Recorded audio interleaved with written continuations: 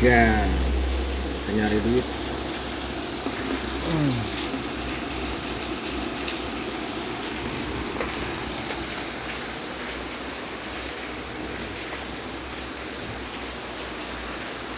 Ya.